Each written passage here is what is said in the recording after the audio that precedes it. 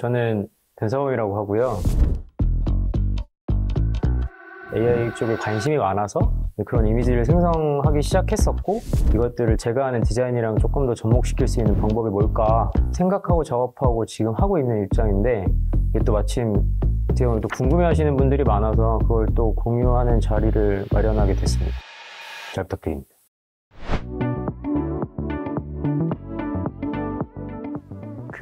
실제로 저는 디자이너긴 하지만 그런 기술이나 테크에 굉장히 관심이 많은 편이기는 해요. 어쨌든 디자이너다 보니까 이런 그래픽을 생산하거나 이미지를 만드는 거에 대해 항상 관심이 되게 많았었고, 제가 어떤 특정 브랜드를 운영했었는데 그 브랜드에서 컨텐츠들을 계속 생산하려면 사실 시간과 비용이 굉장히 많이 들었었습니다. 그래서 그런 비용들을 조금 더 절약하기 위해서, 그리고 조금 더 좋은 그래픽을 만들기 위해서 뭐가 있나, 그때 당시에 이제 미드전이라는 프로그램을 어떻게 접하게 됐었고, 저는 생성 AI도 제가 직접 써봐야 이 장단점을 알 수 있고, 그리고 어떻게 쓰는 게 가장 효율적인지 알 수 있으니까, 그래서 그런 미드저니를 사용하면서 자연스럽게 생성 AI에 관심이 좀 많이 가게 되었습니다. 그리고 나서 조금 더 그래픽적으로 아니면 실사 이미지를 만들고 싶다라는 생각에 다른 툴들도 계속 탐색하기 시작했었고, 그 다음에 만난 게 이제 스테이블 디퓨전이라는 프로그램이었습니다. 그래서 브랜드 모델을 만들기 위한 실사 이미지를 만들기 위해서 스테이블 디퓨전이라는 프로그램을 사용하면서 그것들을 조금 더 커머셜하게 사용할 수 있는 방법이 없을까라고 해서 지금 탐구하는 중이라고 보시면 될 것 같습니다.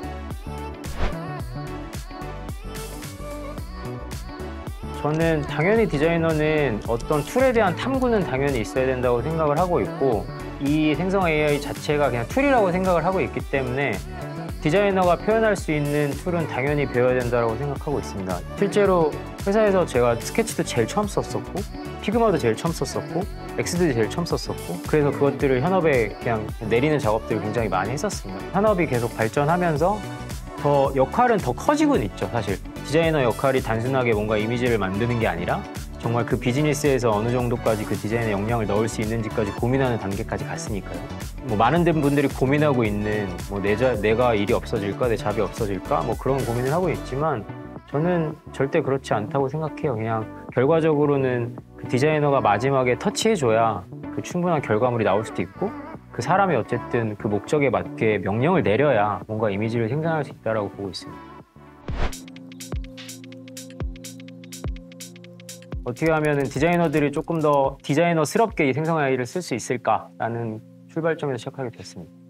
그게 패션이나 에스테틱만이 아니라 그냥 제품을 소유하고 있는 회사는 다 쓸 거라고 생각해요. 브랜드나 이 제품이 어떻게 특징적으로 있는지를 어필을 하려면 당연히 더 크리에이티브한 이미지가 필요할 거고, 또 표현의 방법에 대한 것을 더 연구를 할 거기 때문에 이것들을 탐구하기 시작하고 충분히 사용하고 연구하고 있다고 보고는 있습니다. SNS는 정말 휘발성이라서 하루가 지나면 사람들은 보지 않기 때문에, 그럼 이것들을 조금 더 생성 AI로 뭔가를 생산해서 그것들을 계속 양질의 컨텐츠를 조금 더 올린 상태로 보여주면 저는 수명도 살짝 늘어날 거라고 생각을 하고 있고, 그리고 그런 휘발성 컨텐츠는 당연히 브랜드에서 엄청나게 많이 필요하거든요. 그러니까 마케터 입장에서는 그런 컨텐츠들을 골라 쓰고 싶지 그걸 만들어서 바로바로 적용하고 싶어 하지는 않거든요. 그래서 저는 당연히 산업 전반적으로 조금씩 저는 도구로서, 툴로서, 아니면 같이 뭔가를 도와줄 수 있는 동반자로서도 계속 함께 디자이너들이랑 그런 창작자들하고 같이 가지 않을까라고 생각을 하고 있고, 전반적으로 그런 생산 퀄리티 자체가 올라갈 거라고 기대하고는 있습니다.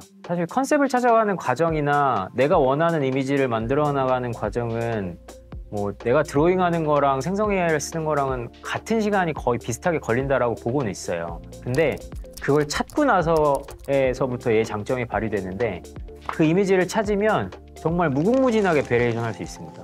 이전에 만들었던 것들은 내가 그 결과물을 만들면 베리에이션 하는데 그만큼의 역량이 들잖아요, 시간과. 근데 얘는 그 컨셉을 찾으면 정말 많은 베리에이션을 보여줄 수도 있고 활용할 수도 있다는 거죠. 저는 그게 가장 큰 장점이라고 생각하고 있습니다.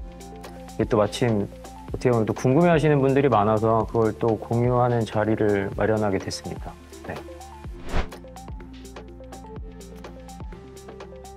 되게 기초적인 부분보다는 이 툴들을 이용해서 정말 브랜드나 아니면 바깥의 클라이언트들과 정말 일을 해서 만들어낼 수 있는 결과물을 도출하는 방법론과 어떻게 보면 실습이 될 수 있을 것 같아요.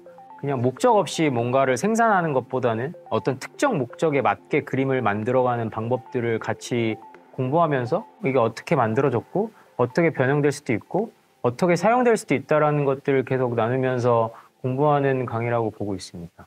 네. 이미지를 정확하게 생성할 수 있는 방법은 없다라고 생각을 하고 있어요. 이게 한 번의 키워드로 한 장의 이미지가 나와서 그게 목적에 만든다라는 거는 되게 말도 안 되는 소리라고 저는 보고 있어요. 이유는 어떻게 보면은 모든 과정 중에 생산물 과정 중에 뭐 사진을 찍더라도 포토그래퍼가 데이로 찍어도 거의 몇백 장에서 한 뭐 1000장 이상의 사진을 찍는데 5장에서 10장 정도가 셀렉이 돼서 고객들한테 보여지는 방식이거든요. 디자인도 마찬가지입니다. 뭐 한 달이나 2주 동안 시안을 엄청나게 만들어 놓고 그것들을 계속 다듬는 과정에서 산출물이 나오는 거라 저는 생성 AI도 마찬가지로 제가 경험한 바로는 어떤 목적에 맞는 키워드를 쓴다고 해서 내가 딱 원하는 이 그림이 나오지는 않더라고요. 그래서 그것들을 빼고 더하고 순서를 바꾸고 또 어떤 방식으로 뭔가를 다시 리터칭하고 그래야 이제 그런 이미지들이 도달할 수 있다고 저는 보고 있습니다.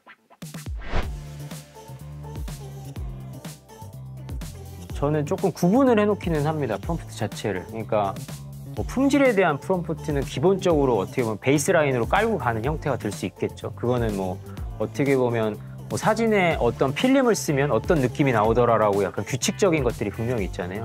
그런 것들은 당연히 라이브러리 시켜놓아서 이제 뿌려놓고 그것들이 세팅이 되겠죠. A 세팅은 어떤 느낌을 줄 수 있는 거, 뭐 B 세팅은 어떤 느낌을 줄 수 있는 걸 세팅을 한 다음에 상황 연출을 하는 거에 대해서는 어떤 사진을 특정 사진을 보고 이제 설명하는 워딩을 영문 키워드로 만들어서 이제 적용을 해보기도 하고 같은 상황이더라도 어떤 상황에 대한 연출이 앞뒤로 가느냐에 따라서 그 느낌이 되게 많이 다르더라고요. 그래서 당연히 거기 안에서도 이제 순서를 변경해 보고 이렇게 문장으로 들어갔을 때와 키워드로 들어갔을 때도 또 느낌이 되게 달라서 그런 부분들도 당연히 연구를 해야 되는 부분이라고 보고는 있습니다. 그리고 또한 가중치라는 개념도 있기 때문에 어떤 걸 더 우선시할래? 라는 그런 가중치 개념도 당연히 알아두시면 좋을 것 같아요. 이 산업에서 가장 약간 고민하고 있는 기술인 것 같아요. 그러니까 일관된 이미지를 만들어서 어떻게 보면 나만의 모델을 만들어서 그 모델을 데뷔시키고 나만의 패션 브랜드를 만들어서 그 옷을 누군가에 입혀서 똑같은 이미지를 생산하고 싶어하는 욕망은 다 있다고 보고 있습니다. 근데 지금 상태로는 완벽하게 그렇게 구현되고 있는 단계는 아닌 것 같아요. 그래서 1차적으로 제가 쓰고 있는 방법은 로라라는 이미지로 이미지 학습을 시켜서 그것들을 어느 정도의 일관된 얼굴로 생성할 수 있을 정도의 그림을 만들어내는 과정이 있고요. 익스텐션으로 쓰고 있는 뭐 루프라든지 페이스업 같은 것들이 있기는 하지만 그게 퀄리티가 굉장히 좋은 편은 아니에요. 근데 그것들을 계속 버전으로 하면서 개선이 되고 있다고 보고는 있습니다. 화두라고 생각을 하고 있기 때문에 이쪽 씬에서도 그것들을 최대한 완벽하게 구현하기 위해 노력을 하고 있다고 보고 있고 아마 올해 아니나 내년쯤에는 조금 더 괜찮은 그 기술 구현이 되지 않을까라고 기대하고 있습니다.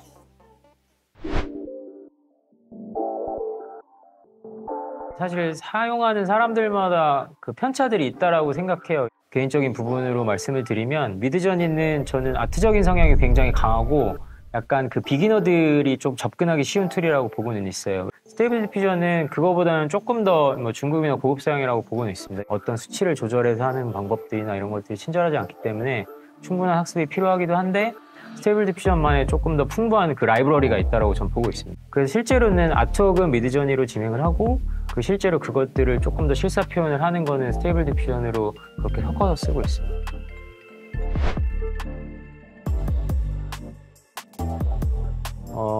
저작권은 사실 지금 굉장히 뭐 예민한 단계라고 생각을 해요. 서구권에서는 그 저작권 이슈 때문에 굉장히 큰 파업을 하고 있고 실제로 그 파업들 때문에 생산되는 모션들이나 영상 콘텐츠들이 다 스탑되어 있는 걸로 알고는 있습니다. 그리고 국내도 아직까지는 좀 조심스러운 것 같아요. 근데 지금 파이어플라이라는 생성 AI가 나왔고 그것들이 이제 저작권을 조금 해결했기 때문에 이게 조금 더 앞으로 이슈가 돼서 저작권을 조금 더 풀어나가는 과정이 되지 않을까 싶긴 하고요.